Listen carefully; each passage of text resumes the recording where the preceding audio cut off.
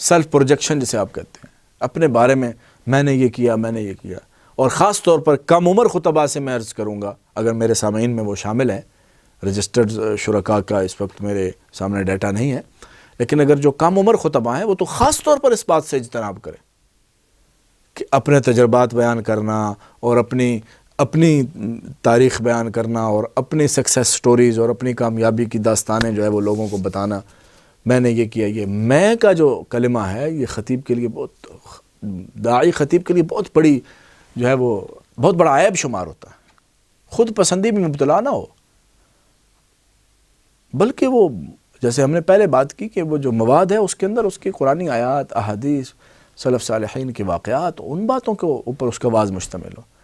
اپنے بارے میں یہ خود فیصلہ کرنا شروع کر دے تو یہ چیز خطاب کی خامی ہے، تقریر کی خامی ہے. اپنے بارے میں بات نہ کی جائے بلکہ اپنے سے پہلے والے لوگوں کے بارے میں بات کی جائے، یا موضوع سے متعلق بات کی جائے، بس موضوع سے متعلق بات ہونی چاہیے. ہاں اگر کسی کی مثال دینی ہے تو کسی دوسری شخصیت کی مثال دیجیے. اور خاص طور پر میں عرض کر رہا ہوں کہ ہمارے جو نوجوان اور کم عمر خطباء ہیں وہ تو بالکل اس سے اجتناب. اور کم عمر خطباء سے مجھے یاد آیا ایک اہم بات، ہمارے نوجوان خطباء جو ہیں وہ اس بات میں بھی احتیاط فرمائیں کہ وہ سٹیج کے اوپر چٹکلا بیان کرتے ہوئے، لطیفہ یا کوئی مزاح کی بات کرتے ہوئے بہت احتیاط کریں، کیونکہ بعض اوقات وہ چیز کسی خطیب سے انہوں نے سنی ہوتی ہے.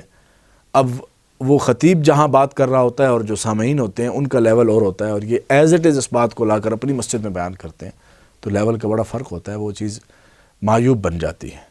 ظاہر ہے کہ اس بندے نے جس سے سنا ہے وہاں پر یہ ایک سامع کی حیثیت سے بیٹھا تھا، اس لیول کے ہی لوگ وہاں بیٹھے تھے.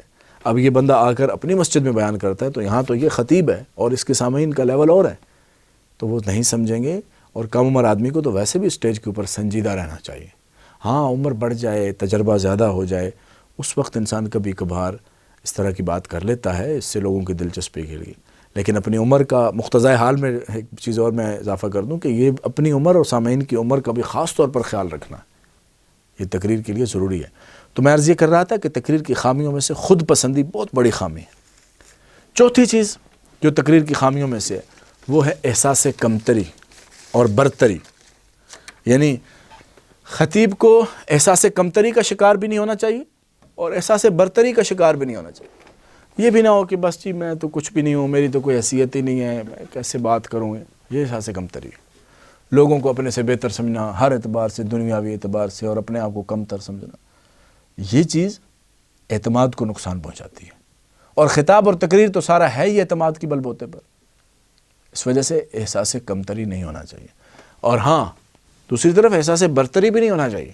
اپنے آپ کو بہت زیادہ سپیریئر بھی نہیں سمجھنا کہ بس جی میں ہی ہوں. یہ تو جو ہے وہ عوام نعوذ باللہ لوگوں کے بارے میں یہ سمجھنا کہ بہت سارے لوگ ایسا جملہ بھی کہہ دیتے ہیں جی کہ یہ تو عوام تو یہ ہے. میں وہ جملہ نہیں زبان سے ادا کرنا چاہتا، آپ سامعین سمجھ رہے ہیں کہ عوام کے بارے میں کیا کہا جاتا ہے. یہ ایسا نہیں ہے. نہ تو کمتری ہو اور نہ اتنی برتری ہو کہ عوام کو وہ ایسے سمجھنا شروع کر دیں، بلکہ ایک لیول کے اوپر، ایک ہی سطح کے اوپر رہ کر بات کی جائے تاکہ اپنے اعتماد کے اندر کمی بھی نہ آئے اور اپنے اندر وہ عجب کا اور تکبر کا جو مادہ ہے وہ بھی نہ پنپے. اپنے آپ کو اتنا بھی برتر نہ سمجھے. ہاں لوگوں کے لیول پہ رہ کر بات کی جائے، اور ہو سکتی ہے بات، یہ نہیں ہے کہ نہیں ہو سکتی. اپنے اور برتری کا ایک احساس برتری کا ہمارے خطباء میں ایک چیز جو عام طور پر دیکھی گئی ہے ان کے تعامل میں، وہ یہ کہ جو بات میں نے کر دی ہے نا اب اس کے بعد کوئی اور بات ہو ہی نہیں سکتی. یہ احساس برتری کی علامت ہے. ایسے نہیں ہے. اپنے دروازے کو کھلا رکھنا چاہیے اور چیزوں کو لوگوں کے اور آپس کے درمیان قابل گفتگو رکھنا چاہیے. ایسے نہیں کہ بس بات کر دی اور بات ختم ہو گئی. اور ایک تقریر کی خامیوں میں سے ایک خامی یہ ہے کہ بے جا قسم کے انکساری. پہلے بھی اس پہ عرض کر چکا ہوں اشارتاً، ابھی ذرا وضاحت سے بات کروں گا کہ بے جا انکساری. ایک ہوتا ہے نا کہ انسان کو عاجز تو ہونا چاہیے. قرآن ہمیں کہتا ہے کہ عاجزی اللہ کو پسند ہے، حدیثیں ہمیں بتاتی ہیں کہ عاجزی اللہ کو پسند ہے. لیکن ایسی عاجزی کہ بس خطیب صاحب جو ہے وہ ہر وقت سر نیچے رکھتے ہوں، یہ عاجزی بے جا عاجزی ہے، یہ بے جا انکساری ہے. اور خطاب کے دوران تو کسی درجے میں بھی انسان خطیب کو تو سر نیچے کرنا ہی نہیں چاہیے. خطیب کو تو سامنے دیکھنا ہے. اور آنکھوں کے ساتھ آنکھیں ملانی ہیں. آپ کا مشاہدہ ہوگا، اگر آپ خطیب ہیں تو میں اپنا مشاہدہ بھی بیان کر سکتا ہوں، لیکن میں نے پہلے عرض کیا کہ خود پسندی نہیں کرنی چاہیے. لیکن آپ کا یہ مشاہدہ ہوگا کہ جب آپ لوگوں کی طرف دیکھ کر بات کر رہے ہوتے ہیں تو بہت سارے چہرے آپ کی طرف دیکھ رہے ہوتے ہیں اور وہ سر بھی ہلا رہے ہوتے ہیں. تو یہ اصل میں آپ کے سامعین ہے جو آپ سے مستفید ہو رہے ہیں. اگر آپ نے سر نیچے کر لیا تو تھوڑی دیر وہ دیکھیں گے آپ کو، پھر اس کے بعد تو وہ بھی سر نیچے کر کے تسبیحات پڑھنا شروع کر دیں گے اور عبادات کرنا شروع کر دیں گے، اپنا ذکر کرنا شروع کر دیں گے. تو سامعین کی توجہ حاصل کرنے کے لیے ان کی طرف دیکھنا اور اعتماد کے ساتھ دیکھنا یہ خطیب کی ضرورت ہے. اور بے جا قسم کی عاجزی اور انکساری کہ ہر وقت سر نیچے رہے، یہ تو بھائی خطاب کا عیب ہے، خامی ہے خطاب کی. تقریر کے اندر یہ خامی تصور ہوتی ہے کہ آپ ان کی طرف دیکھنے کے بجائے آپ سر نیچے کر کے بیٹھے ہیں اور باتیں بھی ایسی ڈھیلی ڈھیلی کر رہے ہیں کہ جس سے لوگ آپ کی طرف متوجہ نہیں ہو رہے. تو اپنے گفتگو کے اندر ایسے لیولز ہونے چاہیے، اتار آئے تو چڑھاؤ بھی آئے. گفتگو اگر پست ہو رہی ہے تو اونچی بھی ہو. یہ تقریر کے لوازمات میں یہ بھی ہمارا ایک ٹاپک ہوتا ہے، لیکن میں نے پہلے عرض کیا تھا نا ہم اختصار سے کر رہے ہیں، ورنہ تقریر کے لوازمات میں ایک یہ بھی تھا کہ اتار اور تقریر کے اندر زبان کا اتار چڑھاؤ ایک اہم لوازمات میں سے ایک ہے. تو میں عرض یہ کر رہا ہوں کہ بے جا قسم کی انکساری، بے جا قسم کی عاجزی یہ خطاب کا عیب تو ہو سکتا ہے، لیکن ٹھیک ہے، اس کو شاید اپنے طور پر اس بندے کا جو بھی کنسیپٹ ہے، اس کا جو تصور ہے، اس کے اعتبار سے شاید اس کی نیت کے اعتبار سے اس کو اجر ملے، لیکن خطاب کے لیے یہ چیز نقصان دہ ہے، معیوب ہے، خامی ہے خطاب کی. اس کے بعد انکساری، بے جا انکساری کے ساتھ ساتھ غیر ضروری متانت، یہ بھی اسی کا ایک حصہ ہے. اور اصل چیز جو میں عرض کر رہا ہوں خامیوں میں سے وہ ہے نفسیات ناشناسی، اپنے سامعین کے نفسیات کو نہ سمجھنا. میں نے پہلے عرض کیا تھا کہ جو کلام فصیح و بلیغ ہو اس میں وہ مشہور بات وہ آپ نے ذہن میں رکھنی ہے کہ تکلم الناس علی قدر عقولہم، ان کے لیول پر جا کر بات کرنی. ان کی نفسیات کو اگر نہیں سمجھتا خطیب، اپنے سامعین اور اپنے مخاطبین کے حالات اور کیفیات اور ان کی نفسیات سے اگر وہ واقف نہیں ہے تو اس کا خطاب پر اثر اور تاثیر والا اور مفید نہیں ہو سکتا. اپنے سامعین کے حالات اور ان کی نفسیات اور ان کی کیفیات سے خطیب کو آگاہ ہونا چاہیے، اویئر ہونا چاہیے. آپ کے خطیب کے سامعین جو ہیں وہ کتنی دیر بعد بور ہونا شروع ہو جاتے ہیں، کتنی دیر تک وہ بات توجہ سے سنتے ہیں، کتنی دیر، تو اسی کے بقدر اپنا وقت کا اپنے خطاب کا دورانیہ طے کریں. ضروری نہیں ہے کہ میں نے ہر جمعے کو لازمی طور پر 35 منٹ ہی خطاب کرنا ہے. اگر حالات ایسے ہیں، یہ بھی چیز اب آگے یہ ضمنی طور پر میں عرض کیے دیتا ہوں، یہ بھی ہمارے خطبہ عام طور پر اس بات کا احساس نہیں کرتے کہ ہمارے مسجد کے نمازی صرف وہ نہیں ہیں جو اس حال کے اندر ہیں، باہر برآمدے میں ہیں، باہر دھوپ میں ہیں، یا باہر بارش ہو رہی ہے وہاں پہ ہیں، روڈ کے اوپر ہیں. تو اس وقت اس بات کا خیال رکھے کہ جہاں تک میری آواز جا رہی ہے جب تک نماز نہیں ہوگی یہ سارے لوگ اسی کیفیت میں کھڑے رہیں گے. تو ان کا خیال کرنا بھی خطیب کی ذمہ داری ہے، ان کے حالات کو بھی دیکھنا اور اس کے مطابق طے کرنا. حتیٰ کہ میں تو عرض کرتا ہوں کہ نماز کے اندر جو صورتوں کا پڑھنا ہے اس کے بارے میں بھی سوچے کہ میں دیکھوں کہ ہمارے سامعین وہ دھوپ پر کھڑے ہیں اور باہر جو نماز ہے نہیں ہے، روڈ کے اوپر نماز پڑھ رہے ہیں، اتنی بڑی تعداد ہے. تو ان کو تکلیف میں رکھنے کے بجائے مختصر قرات کر کے نماز کو مکمل کرے تاکہ وہ جلد از جلد ان کو اس عبادت میں لطف آنے کے بجائے وہ تکلیف ان کو محسوس ہو رہی ہو.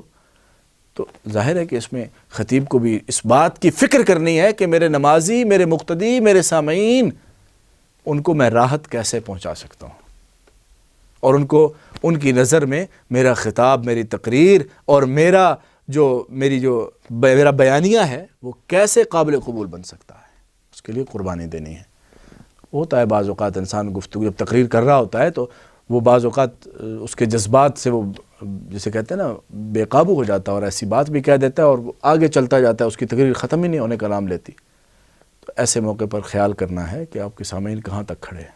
یہ بات ایک ضمنی طور پر آئی تھی نفسیات ناشناسی کے ضمن میں، تو وہ بہت ضروری تھی، میں نے عرض کر دی. اگلا نقطہ تقریر کے خامیوں میں سے یا عیوب میں سے وہ غیر معتدل جذباتیت ہے. میں نے پہلے اس پہ خوبیوں میں بھی یہ بات کی تھی کہ جذبات میں اعتدال، یہاں پر بھی عرض کر رہا ہوں کہ غیر معتدل جذباتیت، کہ جذبات کے اندر اعتدال نہ ہو، بس ایسے ہی جو آیا سو کہہ دیا، جس انداز سے آیا کہہ دیا، تو یہ تقریر کی خامی ہے۔ اور آخری چیز جو تقریر کی خامیوں میں سے ہم ذکر کریں گے، ان میں سے اہم چیز کہ ناقص اور کمزور پیغام اگر پہنچ رہا ہے سامعین کو تو یہ تقریر کی بہت بڑی خامی ہے۔ اگر میں عرض کروں تو ہمارے سامعین، ہمارے نمازی، ہمارے مقتدی، ہمارے مخاطب حضرات جو ہیں، وہ بعض اوقات ان میں سے ایک بہت بڑی تعداد اس وجہ سے مسجد میں آتی ہے کہ ہم آج کوئی نئی بات سیکھ کر جائیں گے، کوئی نیا پیغام لے کر جائیں گے، لیکن بعض خطبہ حضرات کی گفتگو اس انداز سے ہوتی ہے کہ اس میں پوری گفتگو 25 منٹ کی 30 منٹ کی سننے کے بعد بھی کوئی پیغام ان کو نہیں ملتا۔ تو اپنی گفتگو کو ایسے مرتب کیا جائے وقت کے اعتبار سے، دورانیے کے اعتبار سے، مواد کے اعتبار سے، کہ جب سامعین اٹھ کر جائیں تو کوئی واضح پیغام لے کر جائیں۔ ان سے کوئی راستے میں پوچھ لیتا ہے، وہ گھر جا کر ان سے کوئی بات کر لیتا ہے کہ آج کیا بات ہوئی، تو وہ بتا سکیں، چند لفظوں میں وہ خلاصہ بیان کر سکے۔ ایسا نہ ہو کہ ہاں جی مولوی صاحب کچھ کہہ تو رہے تھے لیکن پتہ نہیں سمجھ نہیں آئے۔ اور یہ بات میں کہنا تو نہیں چاہیے لیکن ایک تجربہ آپ سے شیئر کرتا ہوں۔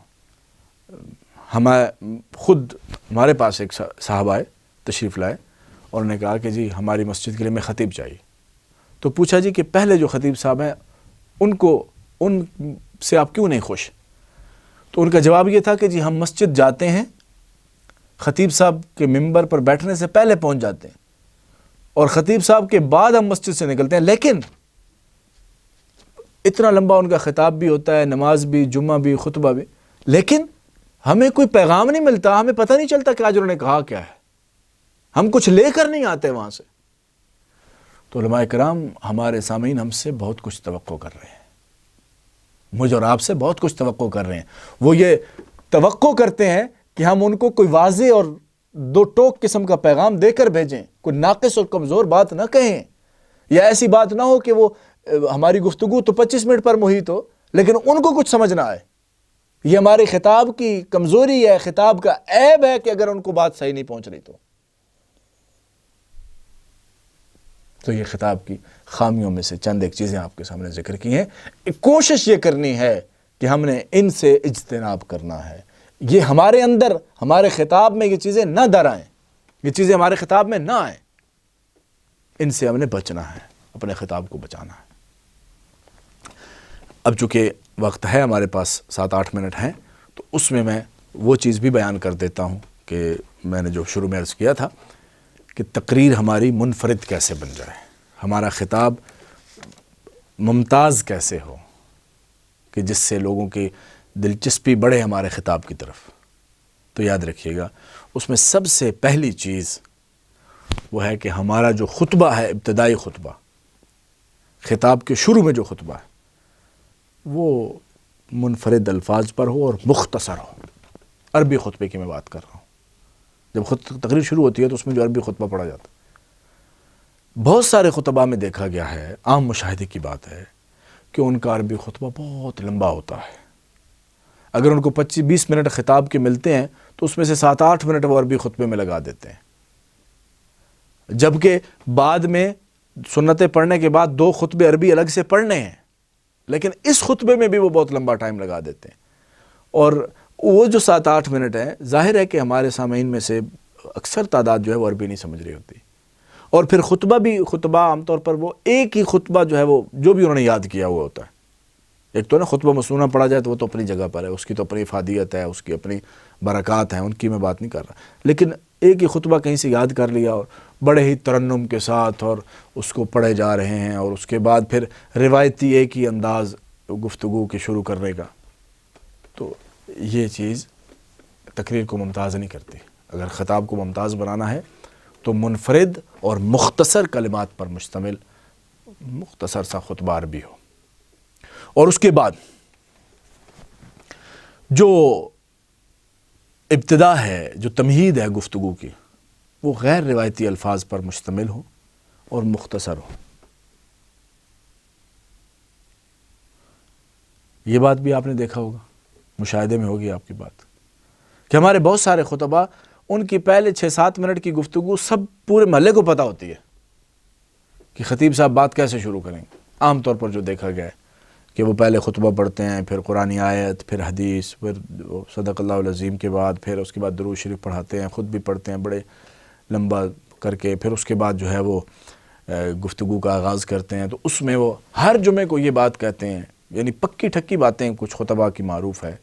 مساجد سے آواز چونکہ گھروں میں آ رہی ہوتی ہے تو لوگ گھروں میں بیٹھ کر اندازے لگا رہے ہوتے ہیں کہ اب خطیب صاحب کہاں پہنچے ہیں، کہ جی آج میں نے آپ کے سامنے قرآن کریم کی یہ آیت، یہ حدیث تلاوت آیات اور حدیث کی تلاوت کرنے کی سعادت حاصل کی ہے۔ اللہ سے دعا ہے کہ اللہ کریم اس پر صحیح حق کہنے کی توفیق نصیب فرمائے۔ اور اسی طرح کی وہ چند ایک باتیں جو 7-8 منٹ ان کے لے جاتی ہیں ابتدائی طور پر۔ یہ چیز بھی تقریر اس سے ممتاز اور منفرد تو نہیں ہوتی، یہ تو ایک ہی طرح کی تقریر ہوئی جا رہی۔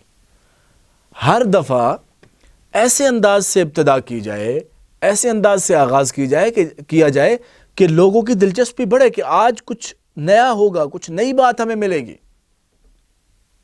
اور وہ کیسے ہو سکتا ہے کہ جو آیت آپ نے پڑھی ہے اس کے مفہوم سے ابتدا کر دی جائے، جو حدیث پڑھی ہے اس کے مفہوم سے ابتدا کر دی جائے، یا موجودہ حالات کے ساتھ اگر آپ نے اینڈ پہ جا کے اس کی تطبیق کرنی ہے، اس کو ریلیٹ کرنا ہے تو اس کے تناظر میں بات شروع کر دی جائے۔ اور یہ بات آپ کو کہاں سے ملے گی؟ یہ بھی ایک سوال ہے کہ غیر روایتی انداز سے اور غیر معروف انداز سے ہم اپنی گفتگو کا آغاز کریں گے، ہمیں ملے گی کہاں سے؟ علماء کرام یہ بات بھی آپ کو مطالعے سے ملے گی۔ مختلف موضوعات پر لکھی ہوئی کتابوں کی تمہید اور پیش لفظ پڑھنے کی ضرورت ہے۔ اگر اس کا مقدمہ اور پیش لفظ اور تمہید ہم پڑھیں گے تو ہمیں اندازہ ہوگا کہ موضوع کون سا ہے کتاب کا اور بات کہاں سے شروع کی جا رہی ہے۔ بعض اوقات موضوع کتاب کا وہ تربیت اولاد ہوتا ہے اور بات کی ابتدا کائنات کی تسخیر اور کائنات کے نظام سے شروع ہو رہی ہوتی ہے، وہ پھر جا کے وہ ریلیٹ کرتا ہے اینڈ پہ جا کے۔ تو مختلف کتب کے مقدمے، مختلف کتب کے جو پیش لفظ ہیں اور ان کے جو ابتدائی صفحات ہیں ان کا مطالعہ اور تمہیدات جو ہیں ان کا مطالعہ کرنا اس میں بہت مفید ہو سکتا ہے کہ انسان کی گفتگو ہر دفعہ ایک جیسی نہ ہو، اس کی ابتدا ہر دفعہ نئے انداز سے ہو جس سے لوگوں کے اندر دلچسپی پیدا ہو۔ اور تیسری چیز کہ جو اختتام ہے، گفتگو کا جو اختتام ہے، خطاب کا جو تقریر کا اختتام ہے، یہ توجہ اور نکتے والی بات ہے۔ یہ میں آپ سے توقع کروں گا کہ آپ میری یہ بات انتہائی غور سے سنیں گے۔ پہلی دو باتیں بھی اپنی جگہ پہ اہمیت ہے، لیکن یہ بات خاص طور پر میں عرض کر رہا ہوں۔ اس کی وجہ ہے، یہ میں کیوں توجہ دلا رہا ہوں اور کیوں اس کی اہمیت پر بات کر رہا ہوں، کیونکہ یہ وہ وقت ہوتا ہے جب آپ تقریر کا اختتام کر رہے ہوتے ہیں۔ اس سے متعلق ہے یہ بات، یہ وہ وقت ہوتا ہے جب آپ کے نمازیوں میں سے اکثر تعداد مسجد پہنچ چکی ہوتی ہے۔ جب خطبہ آپ پڑھ رہے تھے، جب آپ ابتدا کر رہے تھے تو تھوڑی تعداد تھی، لیکن جب آپ اختتام کرنے جا رہے ہیں تو اس وقت ایک بہت بڑی تعداد آپ کے سامعین میں شامل ہو چکی ہے۔ وہ بے شک وہ جائے نماز پکڑ کے پیچھے ہی کیوں نہ کھڑے ہوں، صف کے اندر ان کو جگہ نہ، لیکن ان توجہ ان کی آپ کی طرف ہو چکی ہوتی ہے۔ اب یہ وقت علماء کرام، خطباء کرام، میں عرض کر رہا ہوں یہ انتہائی قیمتی وقت ہے۔ اس میں بیسیکلی میں اگر یہ کہوں تو شاید بے جانا ہوگا، آپ اپنے اگلے جمعے کے لیے لوگوں کو بلا رہے ہوتے ہیں، اگلے جمعے کے واعظ کی سننے کے لیے لوگوں کو تیار کر رہے ہوتے ہیں۔ اگر آپ کی اس آخری یہ جو میں بات کرنے لگا ہوں، اس نکتے کے اوپر اگر جو بات میں وضاحت کروں گا، اس کے اندر اگر آپ کی پختگی ہوگی، آپ کی وہ بات واضح ہوگی، تو آپ کا جو پیغام ہے وہ اتنے احسن انداز سے ان تک پہنچے گا، اگلی دفعہ لوگ تھوڑا پہلے آنے کی کوشش کریں گے کہ یار اتنی قیمتی باتیں ہوتی ہیں یہاں پر۔ لیکن اگر اختتام ہی کمزور ہوا تو پھر لوگ اپنے اسی رویے کے اوپر رہیں گے کہ ٹھیک ہے ہم صحیح آتے ہیں شاید۔ تو وہ آخری بات کیا ہے کہ خطاب کا اختتام دلکش انداز سے واضح پیغام کے ساتھ ایک خلاصے کے طور پر پوری گفتگو کو پیش کر دیا جائے 1 سے 2 منٹ۔ اپنی گفتگو کا خلاصہ دلکش انداز میں، واضح انداز میں، مختصر 1 سے 2 منٹ میں اس پوری گفتگو کا خلاصہ بیان کر دیا جائے۔ اور اس میں نیت یہ ہو، یاد رکھیے گا نیت کا بڑا جو ہے وہ عمل دخل ہے، بڑا رول ہے۔ نیت یہ ہو کہ یہ جو لوگ تاخیر سے تشریف لائے ہیں ان تک بھی بات پہنچ جائے جو آج ہم نے 15-20 منٹ پہلے کی ہے، اس کا خلاصہ بیان کریں۔ اور پھر خلاصہ بیان کرتے ہوئے علماء کرام یہ بات ضرور ارشاد فرمائیں کہ آپ احباب جو تاخیر سے جو تشریف لائے ہیں ان کے لیے یہ خلاصے کے طور پر بات عرض کر رہا ہوں۔ انشاءاللہ اسی موضوع کے حوالے سے اگلے جمعے کا بھی موضوع وہاں بیان کر دیں کہ اسی موضوع کے حوالے سے مزید بات، یا اگلے جمعے کو اس موضوع پر ہماری بات ہوگی، اور بس اس سے زیادہ کچھ نہ کہیں۔ یہاں پر میں ایک بات کی وضاحت بھی ضروری سمجھتا ہوں کہ اس موقع کو ہمارے خطباء کرام کیسے گنواتے ہیں، دو طریقوں سے۔ ایک طریقہ تو یہ ہوتا ہے کہ نماز کا جو وقت طے ہوتا ہے اس میں تاخیر کر کے گنواتے ہیں، اور لوگ اس چیز سے متنفر ہوتے ہیں کہ یار بس وقت کی پابندی نہیں ہے۔ کتنے لوگوں کو پیچھے کھڑے ہوئے یہ کہتے ہوئے سنا گیا ہے کہ کیا واز کا کیا فائدہ جب خود وقت پہ پابندی نہیں ہے۔ تو یہ چیز ہمارے خلاف جاری ہوتی ہے۔ اور دوسری چیز جو انتہائی خطرناک ہے، خطباء کرام دست بستہ آپ سے اپیل اور درخواست ہے کہ یہ کام نہ کرنا جو ابھی میں کہنے لگا ہوں۔ ہمارے خطباء جو ہیں وہ عام طور پر آخری وقت میں اپنے مقتدیوں سے شکوہ کر رہے ہوتے ہیں اور ان پر طنز کر رہے ہوتے ہیں کہ جی آپ کے پاس تو جی بڑا وقت ہوتا ہے، باقی شو دیکھنے کا، کرکٹ دیکھنے کا، فلاں کام کرنے کا تو بڑا وقت ہوتا ہے، مسجد آپ آنے کا وقت نہیں ملتا، اسی لیے پھر ہم کس طرح بات شروع کریں، آپ آتے ہی نہیں ہیں، جب آپ آئیں گے تو بات شروع ہوگی اور پھر بات کرتے کرتے تاخیر تو ہوگی۔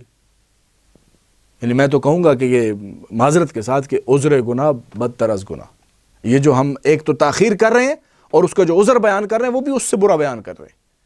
حالانکہ ہماری گفتگو اگر اتنی کمال کی ہوتی اور اتنی اپیلنگ ہوتی تو لوگ آتے، ہم اپنی گفتگو کے اندر ان خوبیوں سے اس کو مزین کریں کہ لوگ تشریف لائیں بر وقت، اور لوگوں کو بلانے کے لیے یہ والا آلہ اور یہ ہتھیار نہ اختیار کریں کہ لوگوں کو طنز کر کے، ان پر تعریضات کر کے اور ان سے شکوے کر کے اور ان کو بلایا جائے۔ یہ تو طریقہ خطرناک طریقہ ہے، اس سے لوگ دور تو جا سکتے ہیں، قریب نہیں آتے، بلکہ ان کو ایسے انداز سے اختتام انسان گفتگو کا کرے کہ ان کے اندر دلچسپی پیدا ہو اور ان کو خود احساس ہو اپنی محرومی کا کہ ہم محروم رہ گئے جی، اصل تو بات تو پہلے ہوئی ہوگی، یہ تو خلاصہ اتنا زبردست تھا تو پہلے کتنی، تو چلیں اگلی دفعہ کوشش کریں کہ ہم خود، یعنی یہ چیز ان کے اندر خود سے بیدار ہونی چاہیے، کہنی نہیں چاہیے، اور کہنا بھی اگر ہے تو حکمت سے کہنا ہے۔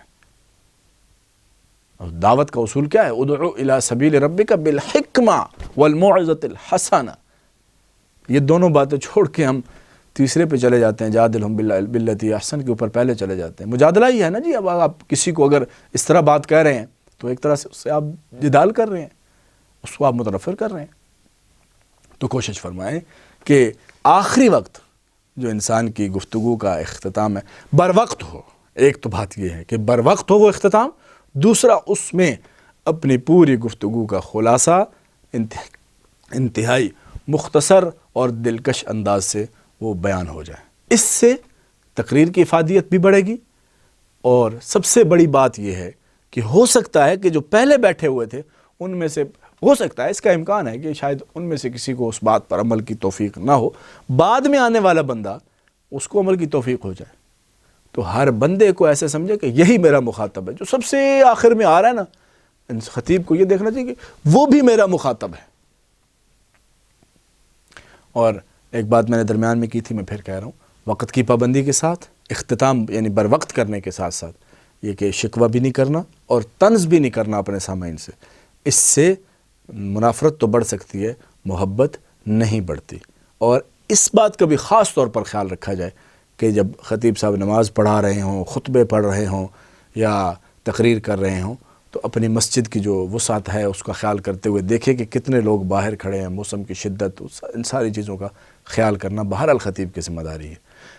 کہ اصل تو مسجد کو آباد کرنا ہے، اصل مقصد ہمارا ہدف کیا ہے؟ مسجد کو آباد کرنا ہے۔ تو مسجد کی آبادی میں جتنی قربانی، بعض اوقات انسان کو خطاب میں جب وہ ہوتا ہے، جب سٹیج پہ بیٹھا ہوتا ہے تو بعض اوقات ختم کرنا مشکل لگ رہا ہوتا ہے، ناممکن لگ رہا ہوتا ہے کہ کیسے میں اپنی بات کو یہاں چھوڑ دوں درمیان، لیکن یہ قربانی بھی دینی پڑے تو دے دیں، اور کوشش یہ کریں کہ اپنے مقتدی حضرات کو، اپنے سامعین کو، اپنے مخاطبین کو کنکریٹ اور سالج اور مضبوط دلکش انداز سے واضح پیغام ان تک پہنچے، کمزور بات ان تک نہ جائے، اور ان کے ساتھ ان سے شکوے نہ کیے جائیں، ان پر طنز نہ کیا جائے، بلکہ ان کو اپنا میدان سمجھا جائے اپنی دعوت کا، اور ان کو اپنی دعوت کی طرف لانے کے لیے حکمت اور بصیرت کے ساتھ بات کی جائے۔